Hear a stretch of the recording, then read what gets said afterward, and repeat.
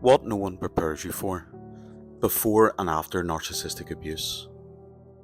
What no one prepares you for, not the books, not the trauma therapist, not the endless carousel of TikTok reels or Instagram reels or YouTube breakdowns, is this.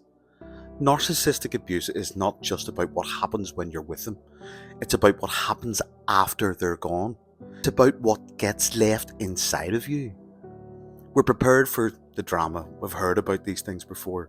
We've heard about gaslighting, manipulation, idealization, devaluation, and discard. Perhaps, if we're lucky enough, we're handed red flags and TikTok summaries like they're fire exits in a burning house. What no one tells you is the real fire happens after the escape, after the trauma bond, after the silence, after the shared fantasy collapses, and you're left suspended in a kind of internal exile, disconnected from your own self, your own reality, your own affective world. This is what MPIT calls symbolic collapse. The narcissist doesn't just hurt you in the moment, they invert you, they mirror you back to yourself, not as you need, not as who you are, but as who they need you to be. And in that inversion, something ancient and pre-verbal happens. Your annihilatory stress response, ASR1, the panic of being misseen, misheld, misattuned, is reawakened. Your adult reflexes, ASR2, try to compensate, but when the discard hits, when the gaze is removed, when the idealization breaks down, you fall through a neurosymbolic gate that was never supposed to open. That gate, it's ASR3, the anticipatory shadow reflex. Is what MPIT describes as the organising gate, the moment the psyche can no longer hold together its symbolic centre. It's not a nervous breakdown, it's not just grief, it's the loss of narrative cohesion. The internal world becomes a vortex. You don't know what to feel, what to believe, or who you are. You are spinning around a vanishing centre, a self that was co-authored during the idealization phase and then left to rot in the vacuum of their withdrawal. What no one prepares you for is the ghost of their voice inside your head, the ghost of your former self begging for closure, the ghost of your dream you thought you were building together. What no one prepares you for is how much you'll miss being seen, even if it was never really you they were seeing. What no one prepares you for is the internalization of their contempt, their boredom, their superiority, not because you believe them, but because they bypassed your defenses and inhabited your inner world.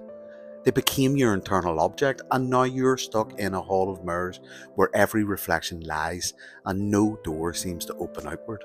What no one prepares you for is that healing is not linear.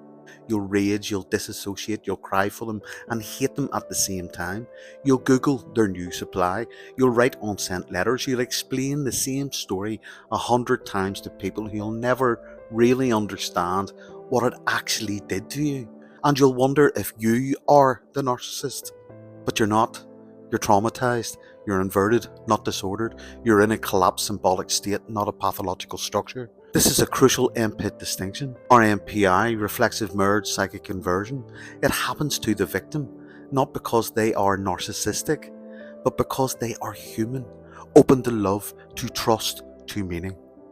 What no one prepares you for is that healing is possible, but not with shortcuts. You don't need platitudes, you need a map. You need to understand the symbolic terrain you've been exiled into. You need to name the hallucinated voices, the mirrored projections, the ghosted idealizations. You need to reclaim your authorship, the vertical axis of yourself, and step out of the horizontal distortion of object-seeking collapse. That's what MPIT exists for. Not to tell you what happened, but to give you a symbolic language to find your way home. No one prepares you for the grief of losing something you never actually had. No one prepares you for the agony of still loving the illusion. But here you are, still breathing, still listening. That means the gate is open. Mirrored Psychic Inversions Theory by myself, Mark Thomas Beer.